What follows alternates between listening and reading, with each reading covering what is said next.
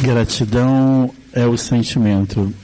Esses são os tempos de decisão, de escolha, em que nós, ao escolhermos seguir o doce e meigo Rabi da Galileia, necessitamos abrir os braços e receber em nosso coração todos os que nos circundam, tangenciam em nosso caminho, porque eles também são ovelhas desse mesmo rebanho e muitas das vezes se apresentam a nós outros agressivos, sem noção de direção, e nós que somos as ovelhas mansas, enviadas ao meio de lobos rapaces em tempos de guerra, somos a bandeira branca, somos a palavra que pacifica, somos a criatura que vamos fazer a diferença pela compreensão. O estudo proposto para esse encontro fala-nos e nos faz um convite em relação a isso. Mas para nós começarmos a estudar a vida futura, que é a proposta da instituição para a reflexão dessa tarde, é a vida futura, questões do Livro dos Espíritos. E nós vamos precisar dilatar pensamento. Primeira coisa aqui, acreditamos que Deus existe, temos certeza que Deus existe, temos provas de que Deus existe quando olhamos à nossa volta à natureza, temos provas. Então, a partir daí, nós vamos poder conversar sobre o conteúdo disso. O Espírito Emmanuel, em o livro A Caminho da Luz, ele nos mostra com detalhes até como é a ação de Jesus, um espírito como todos nós somos, já numa fase de desenvolvimento moral capaz de co-criar em escala muito maior que nós co-criamos, mas nós também co-criamos, né? Então, ele mostra Jesus co-criando a Terra, o planeta, né? E como ele diz, Deus, a causa primária e primeira de todas as coisas, deslocou para as mãos de Jesus o material que ele precisava para trabalhar. E aí nós vamos fazer uma viagem ao passado, porque não existia outra humanidade aqui na Terra, só a nossa, né? Então nós vamos fazer uma viagem ao passado e vamos nos lembrar no tempo em que nós estávamos na condição de mundo primitivo e que os espíritos que viviam em Capela, na constelação do Cocheiro, vieram para cá e foram recebidos por Jesus, porque inteligências desenvolvidas não amavam. Então precisaram usar a inteligência, transformando ela em bons serviços, em bom atendimento, porque nós abusamos e dizemos que eles foram os colonizadores espirituais da Terra, com certeza, né? Então, aí a gente vai ver essa transformação e vai ver as modificações que vão acontecendo para nós. Então, esse estudo de hoje, ele nos convida a quase que uma reflexão do agora. Porque ele está falando da vida futura de nós outros encarnados que nos reunimos aqui, e explica aos desencarnados que vêm com lágrimas nos olhos buscar em nós socorro o porquê de existirem essas lágrimas, né? Então, nós vamos seguir direitinho o roteiro que fomos nós que fizemos, não fomos aqui. A gente vai começar falando de Bezerra de Menezes. E vamos analisar a questão do Bezerra aqui, né? Ele nasceu missionário, a gente sabe, vamos dizer assim, esclarecimento de espíritos desencarnados via médium, né? Que Bezerra era uma encarnação missionária. Mas é uma encarnação missionária que nasce no Nordeste miserável, lá no Brasil, colônia. Olha como era esse lugar que Bezerra nasceu, né? E ele nasce, vem buscar na capital o respaldo de, vamos dizer assim, de conhecimento, de homem público, de tudo, para servir de base para o Consolador, para o Espiritismo poder se desenvolver nas terras do Cruzeiro, porque até quando ele, Bezerra, se mete nisso, se pega a terceira revelação e vai, aquela história que ele recebe, o livro dos Espíritos, vai lendo no bonde, isso aqui eu já sei, isso aqui, mas isso aqui ele reconhecia tudo, lógico, o espírito missionário estava chegando com a doutrina toda dentro dele. Então, aí naquele momento, o nosso estágio de desenvolvimento moral era muito limitado e nós prendíamos as pessoas que se voltavam para estudar Deus de forma diferente das formas existentes. Não existia liberdade, né? O estágio que nós estávamos não permitia. Então, o que a gente vai fazer vai ver com o Bezerra? Qual foi Bezerra ficou aqui conosco, teve todas as dificuldades. A gente se lembra, por exemplo, de um momento em que ele vai sair de casa e a companheira dele diz, olha, a despensa vazia, não tem comida, porque ele trabalhava como médico, mas não cobrava a consulta. Então, muitas das vezes a situação deles era de penúria em casa, né? E ela fala, ele disse, vamos orar, vamos pedir à Mãe do Céu ajuda, e vai trabalhar na farmácia. Quando ele volta, ela diz para ele assim, você exagerou, os mantimentos não couberam na despensa. Ele mostra o bolso vazio, como saiu o senhor hoje. Nenhum dos nossos companheiros que foi lá podia pagar a passagem, não fui eu.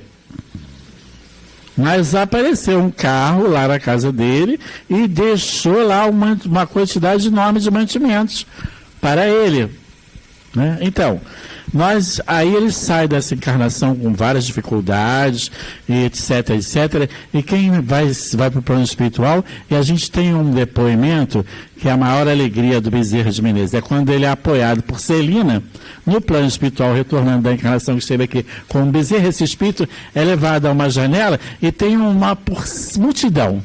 Aí ele pergunta, quem são, né? Elas são todos que você ajudou na terra, que estão aqui te agradecendo. Nós estamos fazendo de propósito esse exemplo, porque a vida futura será exatamente o resultado da vida presente. Não há o que tirar. Não tem como mentir, é isso. Os Espíritos dizem, a gente tem respaldos, tem referências, tem indicações, é exatamente isso. É o aqui, agora. Aí a gente vai pegar o Emmanuel, lá atrás, o Emmanuel que ele estava lendo há pouco, ele leu uma página para abrir a reunião do Emmanuel do Vinha de Luz, psicografada pelo Chico. Então, aí, esse Emmanuel que hoje está evangelizando o mundo, era o Públio, o senador romano, né? Prepotência, orgulho, presunção, se encontra pessoalmente com Jesus e não cede, mesmo tendo a filha curada. Aí, quando ele retorna para o plano espiritual, ele não tem um retorno agradável, não vai ter uma vida bonita. Ele não se encontra no paraíso e retorna para uma encarnação escravo, Nestório. 50 anos depois, para quê? Para aprender a amar. É a reforma moral. Reforma moral é desenvolvimento moral, é desenvolvimento da capacidade de amar. Ama, sai de você, cresce, participa disso como um todo. Então, aí nós vamos pegar aqui, vamos reafirmar, porque quem disse foi Jesus, a cada qual, segundo suas obras. E na pergunta que está estabelecida para hoje de estudo, 985, ela diz assim: por que tem o homem instintivamente horror ao nada? Porque o nada não existe. A 959 diz assim: de onde nasce para o homem o sentimento instintivo da vida futura? Já temos dito, antes de encarnar, o espírito conhecia todas essas coisas, e a alma conserva vaga lembrança do que sabe e do que viu no estado espiritual. E aí a gente vai pegar na questão 961, que diz assim: qual o sentimento que domina a maioria dos homens no momento da morte? A dúvida, o temor ou a esperança?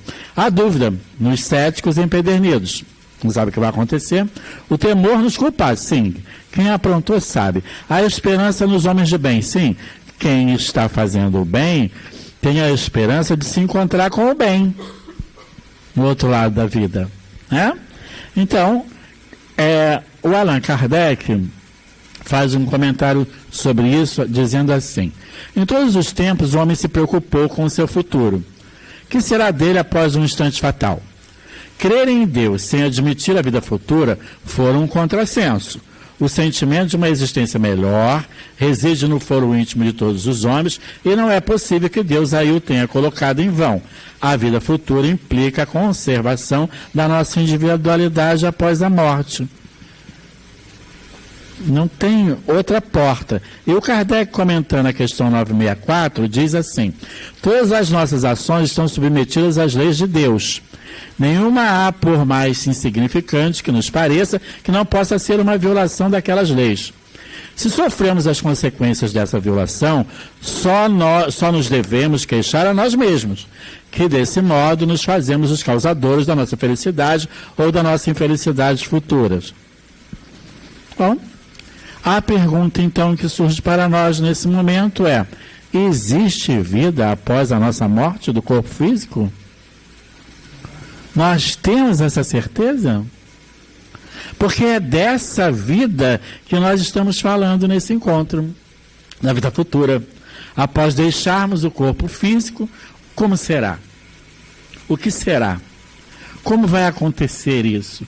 Como eu vou estar vivendo com isso? A gente vai pegar, tem um livro, Jovens no Além, psicografado pelo Chico, que é um espetáculo, porque ele mostra exatamente essa realidade da vida futura. E os depoimentos dos jovens que são trazidos a dar mensagens para suas famílias são todos com comprovações. Eles se utilizam de uma linguagem, de apelidos, de acontecimentos, de fatos, citam nomes de pessoas familiares e que essas pessoas sabem. E que o Chico não conhecia nem eles, nem as pessoas que ele cita, nem os fatos citados. Então, é para pensar, para estudar. Se existe imortalidade para eles, como não existe para nós? Se existe causa e efeito para eles, como não existe para nós? Nós vamos nos lembrando aqui, a coisa que está vindo na nossa cabeça agora, a gente fala, num livro, A Quem e Além das Fronteiras de Cinzas, Gilberto Cardoso, se a gente não está errado, o autor, eles fazem um relato de fatos e acontecimentos mediúnicos do grupo dos 8. E tem um depoimento de um espírito, que esse espírito chega se vendo na área que ele se prostituía como travesti em uma cidade brasileira, da mesma forma como ele se comportava, sem roupas, envolto num casacão, e ele vê os médiuns e as pessoas que estão ali como homens que seriam os seus clientes. O depoimento inicial dele é esse. Porque esse é o estado que ele voltou para o plano espiritual. Essa é a vida futura que ele construiu, se prostituindo lá na rua. Aí o plano espiritual plasma para ele a realidade de onde ele está. Ele se vê numa maca, deitado. E aí ele deitado nessa maca, ele pergunta: mas o que é isso? Não, você está entre amigos, você está entre médicos, com muito amor. E aí começa o trabalho de orientação para ele sair daquele torpor que ele construiu, a casa mental como ele construiu, e poder então ser atendido. A gente vai também ter um outro caso de um menino brincando no andar em que morava, os meninos, as crianças, bateram na porta do elevador, o elevador não estava no andar, mas a porta abriu e ele caiu no poço. E desencarnou. A queda foi fatal e ele veio a falecer. E a família, que não tinha atividade religiosa nenhuma, desequilibrou-se, tal. O pai mais começou a beber muito, inclusive sofreu um acidente desagradável de automóvel, tal. Esse espírito que desencarnou aí nesse poço elevador deu uma mensagem numa instituição espírita, em que ele deu o nome, o contato, o endereço da família, da mãe, para que a mensagem chegasse até eles, para que eles mudassem o rumo da trajetória da vida deles, porque a imortalidade era uma realidade. Eles fizeram o contato, levaram, fizeram, eles vieram, ele deu mais 3 mensagens, e mais 3 mensagens, ela pegou isso, transformou num pequeno livreto e até foi divulgar. Mas a família modificou a partir da comprovação dessa imortalidade, dessa realidade, desse espírito. E ele não tinha por que estar numa questão de sofrimento, não tinha, a encarnação tinha sido curta, nessa ele não tinha aprontado. E as demais, com toda certeza, ele não tinha complicação tão grande para estar complicado, porque em pouco tempo ele se comunicou e deu essa mensagem. Então, aí a gente tem um outro caso bem mais, assim, acho que mais interessante para refletir. Como é o desencarnar, como você está, né? Um rapaz desencarnou fruto de um acidente, ele fazia o serviço militar, e recebeu um coice de um animal, servia na cavalaria, e lá ele recebeu um coice que foi fatal, porque foi a medula, e ele veio a desencarnar. Naquele tempo não tinha meios de comunicação, as comunicações eram via telégrafo de estação de trem, não tinha WhatsApp aqui. E ele vai, ele desencarna, e a família morava no interior, na roça mesmo. Ela acorda a mãe madrugada com batidas na janela do quarto, quer dizer, é uma coisa física, não é mediúnico, né? Ela acorda com batidas na porta do quarto, na janela, e ela vai e abre a janela e ele está lá. Mamãe, eu estou bem, eu morri, mas eu estou ótimo, estou muito bem e vou ficar muito bem. Eu vim me despedir e avisar a senhora. Liberdade moral? Sim. Né? Porque a gente não vê isso a todo instante, a toda hora, e não foi mediúnico.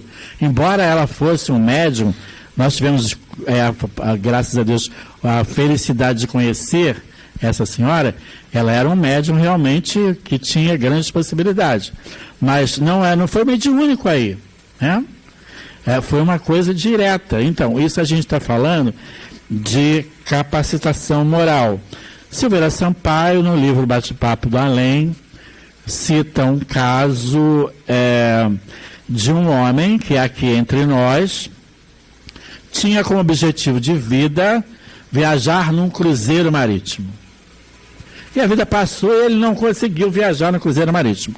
Morreu, acordou, apanhou mala, paletó, passaporte, botou no bolso do passaporte, foi para a fila dos passageiros do navio, achou um distraído que se afinizava com os objetivos dele, o jogo, a tina, a esbórnia na boate, a bebedeira, tudo, viver a vida, vamos aproveitar a vida. Era isso. Então, foi. Aí, com esse médio desavisado, ele colou, e ele foi para o navio, para o cassino, para beber, para tudo. Essa foi a vida futura dele, que em algum momento se interrompeu, e ele se viu onde? Sem nada, né? Com muita dor. Então, aí a gente volta no Bezerra e lembra que ele, ao desencarnar, uma hora depois estava dando uma comunicação na Federação Espírita Brasileira. Aqui nós vamos para o céu e o inferno por fidelidade mesmo, que a gente tem fidelidade com Kardec. Esse espírito foi nos trazido, apresentado, como que sendo o suporte no plano físico e material da terceira revelação, do Consolador, né? Vários espíritos falam isso. Joana fala, Emmanuel fala, em médios diferentes, né? Humberto de Campos faz uma descrição, dá para a gente sentir a moralidade desse espírito quando ele relata o encontro dele com Napoleão, né? Acho que o livro é Novas Mensagens. Napoleão e Kardec se encontrando no plano espiritual numa assembleia, dá para a gente perceber, né? O desenvolvimento moral desse espírito. Então, Não tem como a gente, é como Emmanuel disse para o Chico, olha, se um dia eu disser alguma coisa para você que não coincide com Jesus e com Kardec, você esquece que eu falei. Porque eu e Emmanuel não estava bem. Então, aqui, eu, que não tenho nada ainda para apresentar para ninguém, vou ficar andando atrás dele, Kardec, para ver se eu consigo, né, ter um retorno dessa encarnação um pouco mais confortável. Lá no livro Céu e Inferno, dele, Allan Kardec, nos Espíritos Felizes, vamos começar pelos felizes, que tem menos estudo. Aqui, os infelizes tem mais estudo aqui, mas nesse feliz tem menos estudo. É o Bernardin, se a pronúncia for em português, em Bordeaux, em abril de 1862, ele diz assim: sou de há muitos séculos um espírito esquecido. Aí na terra vivi no opróbrio, na miséria, trabalhando incessantemente, dia por dia, para dar à família escasso pão. Amava, porém, o verdadeiro Senhor, e quando me oprimia na terra, sobrecarregava o fardo das minhas dores, eu dizia: meu Deus, dai-me força de suportar-lhe o peso sem queixumes. Espiava, meus amigos. No entanto, ao sair da rua de provação, o Senhor recebeu-me na sua santa paz, e o meu caro voto foi reunir-vos a todos, irmãos e filhos. E aí, ele diz mais na frente: nascido em uma época de servidão cruel, provei de todas as injustiças, fadigas e dissabores que os subalternos do Senhor haviam por bem impor-me. Ah, se soubesses, pobres amigos, o que padeci na minha longa existência. Eu esperava contudo, e o Senhor concedeu-me essa felicidade que não existe na terra. A todos vós, portanto, coragem, paciência e resignação. Aí, Kardec questiona ele, assim, em que época viveste? Ele responde, de 1400 a 1460. Tiveste depois uma outra existência? Ele diz: vivia ainda entre vós como missionário. Sim, como missionário da fé, porém da fé pura, verdadeira, provinda de Deus e não manipulada pelos homens. E aí ele pergunta: e como o espírito agora tendes ainda ocupações? E ele fala que sim, acreditareis que os espíritos ficassem inativos? Quer dizer, a vida que ele está vivendo, a vida futura do espírito, ele está trabalhando, ele está agindo, ele está fazendo o bem. E aí, nós fomos, acho que a parte mais importante do encontro dessa tarde, desse estudo, é a parte, o depoimento dos espíritos infelizes, que é a Claire. A gente alguém colocou a Claire para ser estudado, né? E a Claire diz-nos assim muito o que pensar. As comunicações foram obtidas em diferentes épocas, está escrevendo Kardec, sendo que as 3 últimas já denotam excessivo progresso nas disposições do espírito. Isso foi em Paris, no ano de 1861. Eis-me aqui eu, a desgraçada Claire, que queres tu que te diga? A resignação e a esperança não passam de palavras. Para os que sabem que, inumeráveis como as pedras assalaivadas, os sofrimentos lhe perdurarão na sucessão interminável dos séculos. Posso avisá-los, diz tu, que vaga a palavra, onde encontrar coragem e esperança para tanto. Procura, pois, inteligência... Olha ela, hein? Olha isso, hein? Vamos pôr atenção nisso. Olha o espírito. Procura, pois, inteligência obtusa, compreender o que seja um dia eterno. Agressivo, né? Um dia, um ano, um século, que sei eu.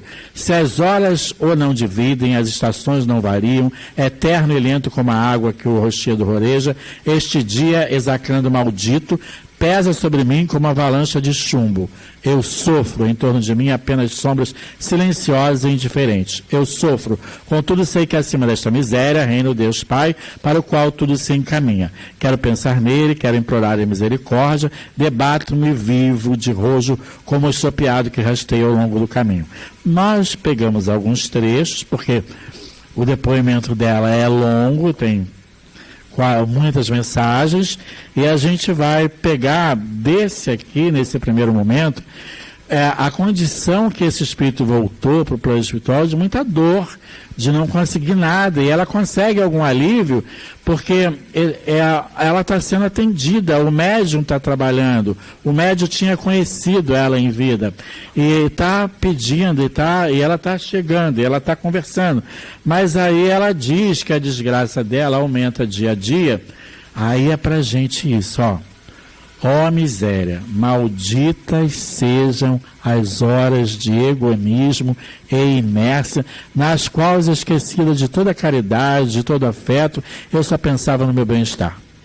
Malditos interesses humanos, preocupações materiais que me cegaram e me perderam. Ora, olha, vela constantemente, ama os outros mais que a ti mesmo, não retardes a marcha, nem engorde o corpo em detrimento da alma, vela conforme pregava o Salvador a seus discípulos. Não me agradeça estes conselhos, porque se eu, o Espírito, os concedo, o coração nunca os ouviu. Olha isso. Como é, hein? Você tem a informação no plano espiritual desencarnado, tem essa verdade crística de Jesus, orientando como achar e como agir, como ter uma porta de felicidade, repete isso, mas não permite que isso entre no seu coração. É o direito de escolha, né? É o livre-arbítrio? É o direito de escolha? É isso, mas eu não quero isso, eu quero que seja como eu quero. Né? É isso, eu estou falando, mas eu não sinto e não quero sentir. Eu quero que seja como eu quero. Mas não será, porque é a lei. E a lei, quando é divina, nós criados não temos como mudar a lei do Criador. Então, ela dá um toque para nós que trabalhamos na parte prática mediúnica. Esse pedacinho aqui é muito interessante, que ela diz assim: acreditas que preces isoladas, a simples pronúncia do meu nome, é assim mesmo que a gente faz, por isso, sabe, né? Aqui. Acreditas que preces isoladas e a simples pronúncia do meu nome bastarão ao apaziguamento das minhas penas? Não. 100 vezes não. Eu urro de dor, errante, sem repouso, sem asilo, sem esperança, sentindo o aguilhão eterno do castigo a enterrar-se-me na alma revoltada. Aí, Kardec foi perguntar, tem outros depoimentos dela, e Kardec foi perguntar a São Luís, evocou São Luís. Por isso a gente até acha que eles botaram assim, porque a gente tem o respaldo do São Luís, o Kardec perguntando. Então, aí o São Luís vem explicar que ela não matou, não roubou, não assaltou, não foi corrupta, não fez nada disso que a gente está vendo nesse momento à nossa volta. Não foi nada, não foi nenhum crime grave contra a sociedade. Ela simplesmente só viveu para ela. Egoísta em todos os sentimentos e movimentos da vida dela. Ela não ajudou a ninguém nunca, ela nunca soube o nome caridade ter sido escrito na sua trajetória. E então o que se deu de prático? Como ela nunca soube, nunca usou, né? Isso, ela construiu nada para ela. Porque quando ela está lá desencarnada no plano espiritual, ela não tem nada. Não tem ninguém que se lembre dela para orar e agradecer. Não tem ninguém que agradeça a ela, que emita sentimentos para ela de caridade, de bondade, de agradecimento, de carinho, não tem. E ela casada com o Félix, que é ela mesma que traz, aliás, vamos falar o que o São Luís falou aqui, ele diz assim: ela não violou a lei dos homens, mas a lei de Deus, diz como esqueceu a primeira das virtudes, a caridade. Simples, ela não matou, não roubou, não era desonesta, não desviava recursos, não era nada disso. Ela simplesmente viveu para ela, só fez o que lhe dava prazer, só usou de tudo que existia da vida material para prazer próprio, para ela só e pronto. E aí, numa outra questão, depois ela vem dizer que ela está mais calma, mais resignada, a expiação das faltas, mas que o mal não está fora dela, reside em mim, devendo ser eu mesma transformar. E está começando a amolecer, né? Porque a noite é escura aqui. E nós, conosco trazemos, ela afirma, em nós e conosco trazemos o céu e o inferno. As nossas faltas gravadas na consciência são lidas corretamente. Somos nós o juízo de nós mesmos. Deus a rastejo ainda, mas não odeio mais. E conceba a indizível felicidade do amor divino, orai, pois, sempre por mim, que espero e aguardo. E aí, ela fala do marido, numa última das comunicações, ela fala do marido Félix. Mas ela fala, em determinado momento ela tem que parar, porque ela começa a vivenciar aquilo que ela está dizendo. Aí o guia do médium toma a rédea da história e relata o final e até explica. Ela, Claire, não vai poder, porque ela está vivendo o que ela está dizendo e isso não vai dar. Então, aí ela diz que ele realmente foi muito difícil. Vamos dizer, por que a gente está falando do Félix? Porque o Félix é a vida futura de um espírito que estava encarnado, casado com a Claire. Olha isso. Venho procurar-te a ti, que por tanto tempo me deixas no esquecimento. Tenho, porém, adquirido experiência, isso é ela. Queres saber qual é a situação do próprio Félix, que é o marido? Erra nas trevas, entregue a profunda nudez de sua alma, superficial e leviana, aviltado pelo sensualismo, nunca soube o que era o amor e o que é a amizade, nem mesmo paixão, esclareceu suas sombrias luzes. Seu estado presente é comparável ao de a criança inapta para as funções da vida e privada de todo o amparo. Félix vaga aterrorizado nesse mundo estranho, onde tudo fulgura ao brilho desse Deus por ele negado. E aí o guia do médium vai fechar para nós essa ideia do Félix. Vou falar por Claire, visto que ela não pode continuar a análise dos sofrimentos do marido sem compartilhá-los. Félix, superficial nas ideias como nos sentimentos, violento por fraqueza, devasso por frivolidade, entrou no mundo espiritual tão nu quanto ao moral quanto ao físico. Ao reencarnar, nada adquiriu e, consequentemente, tem de recomeçar toda a obra. Encarnação perdida. Reencarnação perdida. E aí nós vamos perguntar assim... Vamos fazer um hoje, agora chegou para a gente, né? A gente já tem o respaldo de um retorno de espíritos, né? A gente tem o respaldo de Kardec, a gente tem, né, um trabalho seguro, sério, e aí vamos chegar para cá. Vamos chegar para junto da gente, para aqui agora, para hoje. Nós vamos pegar aqui uma câmera poderosa e vamos fazer um vídeo 3D, vamos fazer esse 10D. Da sociedade que a gente está vendo aqui agora, né? A gente vai começar falando de desonestidade. Nós esbarramos com a desonestidade no dia a dia? Somos nós os autores dela? Ela faz parte da sociedade que a gente está fazendo? Parte? Hoje? Existem espíritos desonestos, claramente desonestos, que a gente olha, percebe e sabe? Esses espíritos estão reencarnados e apoiados e orientados, muito bem orientados nas suas ações malévolas pelos desencarnados? Sim, que são como eles, também desonestos. A cada qual segundo suas obras, dizem-me o que pensa que eu te direi com quem andas, são os conlusos, os processos obsessivos. Né? E que alimentam-se os espíritos que estão desencarnados com essa dificuldade dessas vibrações grosseiras que alimentavam a Claire, que alimentavam o Félix. Então, nós estamos falando de coisa distante da gente? Não estamos falando. A qualquer um passo, você dá um passo em determinado centro de comércio assim, simples aqui nessa cidade, e a gente não vai citar, porque essa não é a proposta, e alguém aborda você e te diz, olha aqui, celular, desbloqueado, R$40. Isso não é honesto. Porque um celular não pode custar R$40. Né? É como você dá no transporte público que alguém oferece. Olha, o fone assim assado, que era no Mercado Livre, R$40, mas aqui é 10.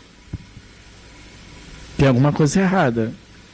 Eu posso não saber nada desse tipo de produto, mas eu posso pensar, né, gente? Se num lugar é 60, como é que no outro é 40? Como é que eu vou comprar por 10, né? Então, isso é desonestidade. E a reflexão é, eu tenho sido desonesto no meu viver? Aí a gente vai falar do aborto. Não tem aborto nessa sociedade que a gente está vivendo. Tem. Então, tem aborto e tem muito aborto. A gente até tem algumas almas que estão se despertando, então, ao invés de abortar, abandonando em lixeira, na porta de alguém, menos mal. Porque não está matando, não está assassinando, né? Não está cometendo um crime mais grave.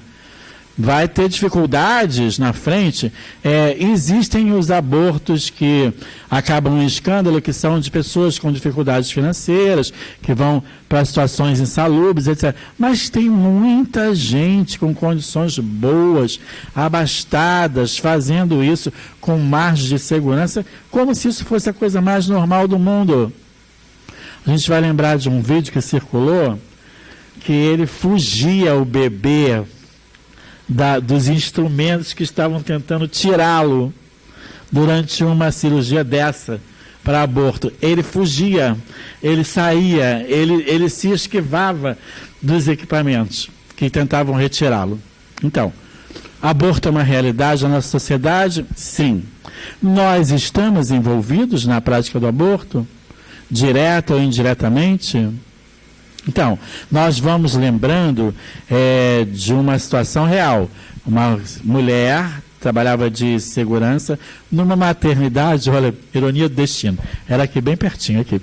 Numa maternidade, ela trabalhava de segurança, e um companheiro espírita tinha ido visitar uma criança que tinha nascido com problemas, foi levada para lá, porque tinha UTI neonatal, embora fosse uma maternidade pública.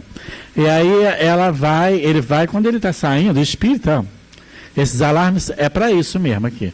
Ele está passando, ele escuta uma conversa da moça que trabalhava como segurança com outro segurança, e exatamente no momento que ela dizia assim, se ele não assumir, eu vou tirar.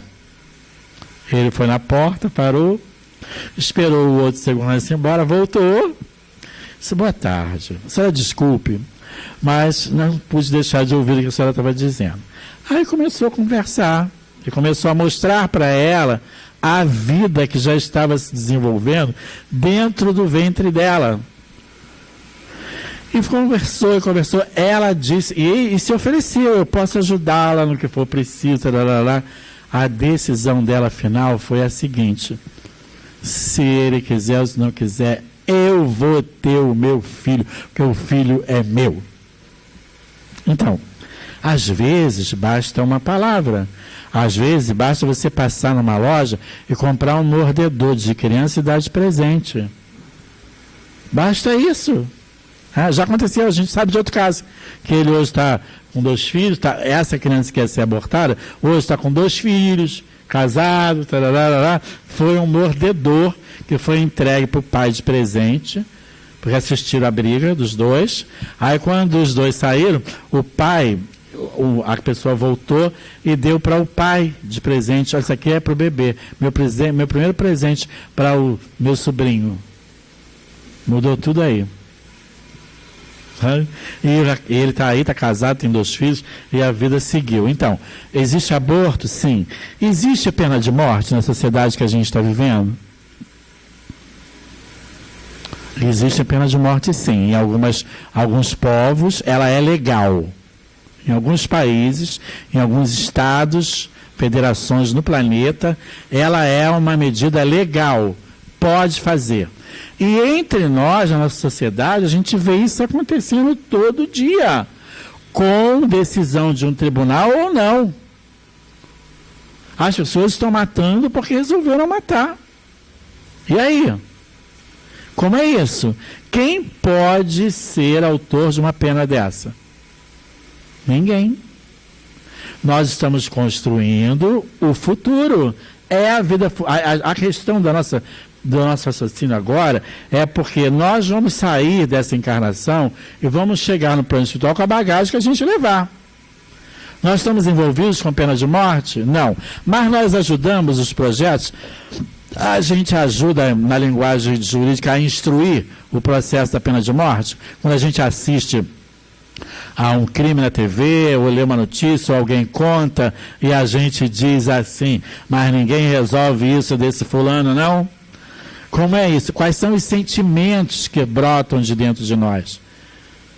A gente pede para ele ter misericórdia, para ele mudar, a gente manda uma vibração boa, ou a gente diz assim, mas ninguém vai resolver isso? né?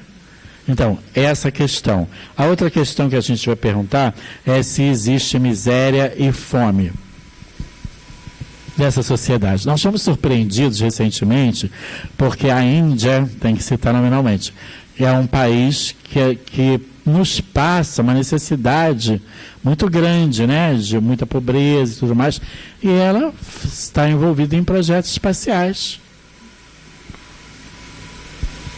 E aí, como é isso, né? Então, aqui, nós, sem ir bater na porta do vizinho, nós temos fome, temos miséria, temos a via pública está sem ninguém pedir, está em nenhum problema, não tem nada, está todo mundo na instituição que nós frequentamos. Muitas vezes a gente não presta atenção, não olha, e tem gente precisando do nosso apoio, da nossa ajuda, mas nem tem coragem. Envergonhada, a pessoa não se expõe. A gente precisa ter muito cuidado, até porque a mão esquerda e a mão direita precisa ser muito bem utilizada para não ofender o outro, mas porque o fato de você estar trabalhando, estar estudando na instituição, não quer dizer que você está com a sua vida resolvida, não. Mas a gente precisa olhar isso e ver qual é a nossa participação nesse item miséria e fome. Nós somos os causadores da fome? Da miséria? Abandono de recém-nascido e de idoso. A gente até já falou aqui ainda há pouco do recém-nascido. Tem gente que está deixando, ainda bem, né? Não quer, mas ainda bem que você deixa lá numa porta de alguém que vai apanhar, vai cuidar. Jesus está no leme, vai botar a mão, vai trazer e vai fazer com que isso funcione.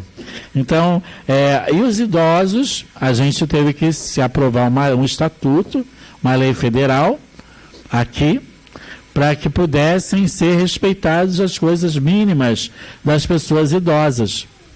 Precisa de uma lei para eu respeitar e fazer o melhor que eu puder para os idosos que estão à minha volta?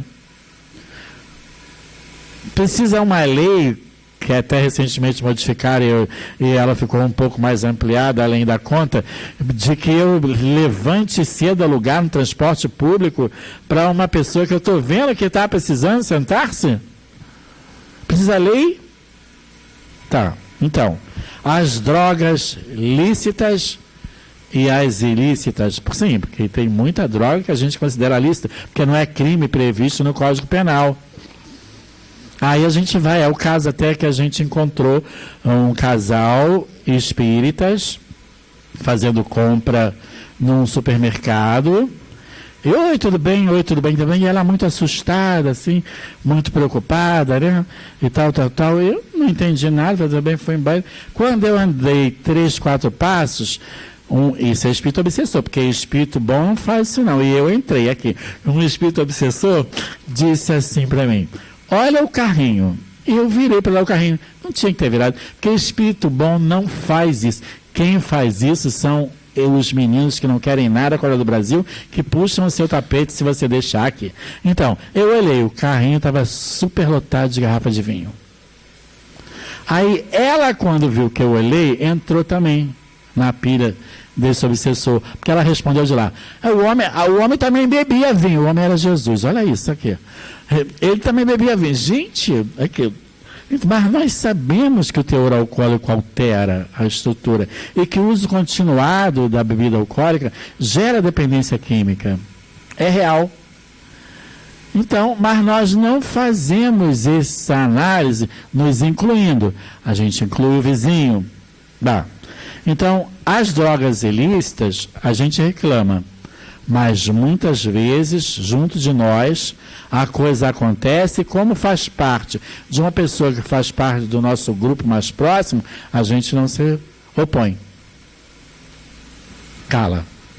Né? Não se opõe.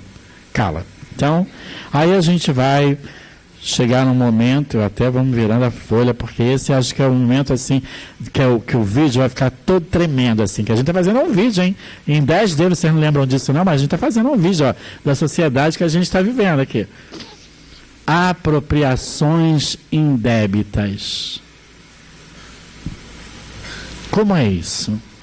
Eu estou me apropriando indebitamente de valores materiais, físicos. Eu estou, na minha ação de vida, sendo inconsequente no que se refere aos sentimentos dos que me tangenciam a vida e a caminhada? Como é a minha ação? Então, no outro lado da vida, nós vamos envolvidos em tudo isso, nos encontrarmos com isso. A vida futura, nós estamos construindo agora, hoje. E existem coisas simples para se fazer, muitas simples. Hoje a gente tem muitos grupos, envolvidos num projeto de valorização da vida da pessoa humana, do ser humano, de criança, de idoso, de todo. A gente tem muita coisa hoje, muito voluntariado, chamando, vem aqui, vem para cá, vem ajudar. Tem muita coisa, né? E tem as coisas que nós podemos fazer pessoalmente, sem nos envolver em grupos, porque para se envolver em grupo, a gente vai ter que fazer exercício, vai ter que baixar o ego, vai ter que massagear o ego mais um tempo. Quando ele estiver mais calminho, entra em grupo. Porque no grupo será o consenso do que é o melhor para o trabalho e para o grupo. Não dá para trocar a cadeira de lugar, o que você quer. A cadeira precisa ser ali. E nem sempre a gente está com essa abertura para isso, né? Então, vamos começar no eu sozinho, né? Eu posso dar um plantão na livraria, eu posso dar um plantão no cafezinho, eu posso dar um plantão enchendo copinho de água frutificada. A gente está falando da Casa Espírita para não entrar na seara da alheia, porque a gente não tem esse direito. Mas existem muitas coisas que a gente pode fazer na instituição religiosa, voluntariamente. Fora dela, a gente também pode fazer muita coisa, porque existem vizinhos que estão com dificuldades momentâneas, precisando de alguém que leve uma criança até a escola, né? E daqui a pouco esse problema vai estar resolvido, mas hoje eu estou com dificuldade. Então a gente pode levar essa criança até a escola, né? E buscar essa criança, trazer, tem tempo? Tem, né? Existem vizinhos que estão acamados, com doença, com dificuldade de atendimento. A gente não pode fazer uma panela de comida, levar a comida toda prontinha, né?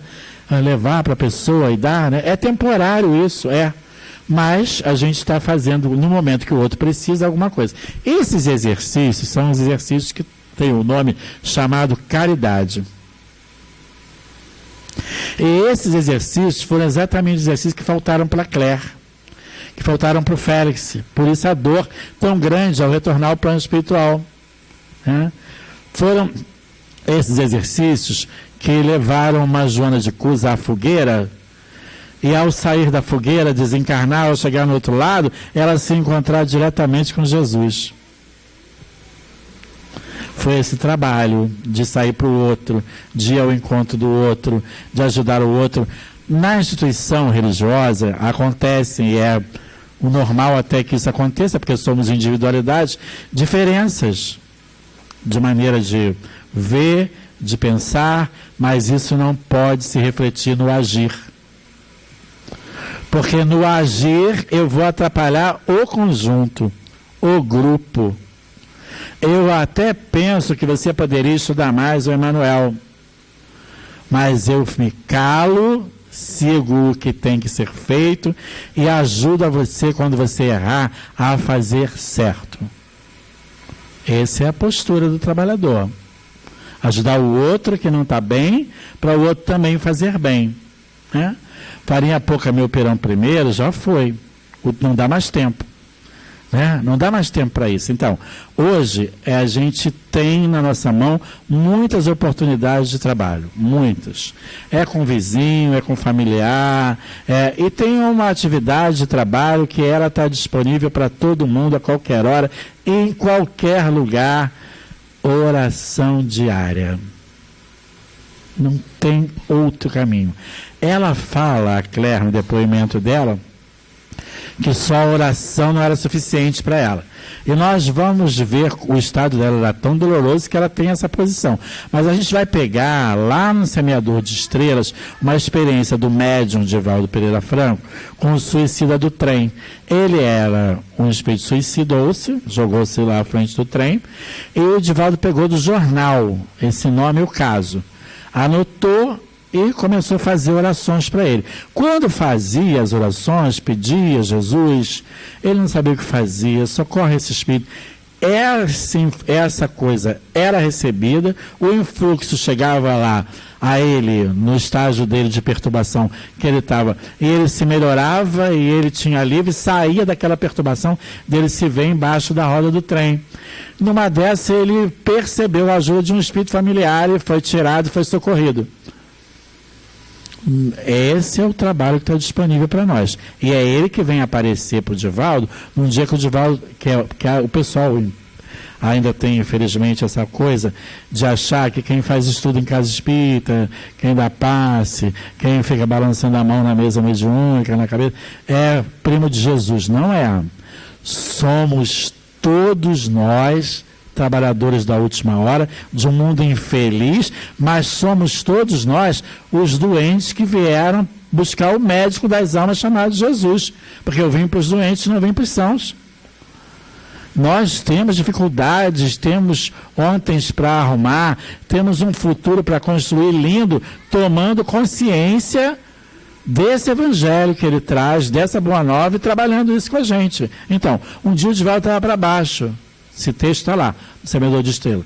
E esse espírito aparece para ele. Não fica assim, não, seu Divaldo. Se eu ficar assim, como é que vai ser a gente? Ele já fica meio assim, já começa a se retemperar, mas pergunta quem era. E ele se identifica como aquele suicida do trem. Então a oração serve sim e abre portas, cura, traz doença, intervém, manda mensageiros de luz em busca do outro. É assim sim. E nós temos vários e vários exemplos que nos mostram que isso é real. E esse é um trabalho que está disponível para qualquer pessoa. Qualquer um de nós pode fazer, escolhe uma hora do dia, vai para o seu canto, 3 minutos, não pode 5? 3 minutos, faz.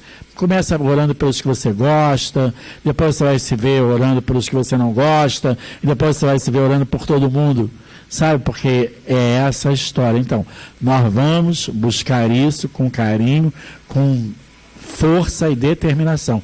E nós vamos... A hora... Então aqui, e a hora depois levaram para o show de orelha, eu fui lá e está na hora mesmo aqui. Aqui é assim, a campanha toca, então aqui. Nós vamos encerrar nossos comentários dizendo que a nossa vida futura será exatamente como nós quisermos. Vai ser o hoje, o aqui e agora, o desprendimento dos bens terrenos, a tomada de consciência de nossa imortalidade, de nossa passagem temporária por aqui, o socorro ao outro, a compreensão dos companheiros à nossa volta como caminhantes, caminheiros, são nossos companheiros de caminhada, estão num barco chamado Terra, cujo comandante é Jesus. Não há o que temer com um comandante desse no barco. É a gente se entregar às mãos deles, seguir adiante, mas o tempo agora é tempo de amar, de servir, de unir, de reunir, de calar e de falar o que se pode e o que se deve. Porque esses são os tempos chegados mesmo, que nós teremos que vigiar e sermos as ovelhas mansas que fomos enviadas por ele, Jesus, em meio aos lobos rapazes. Muita paz em nossos corações.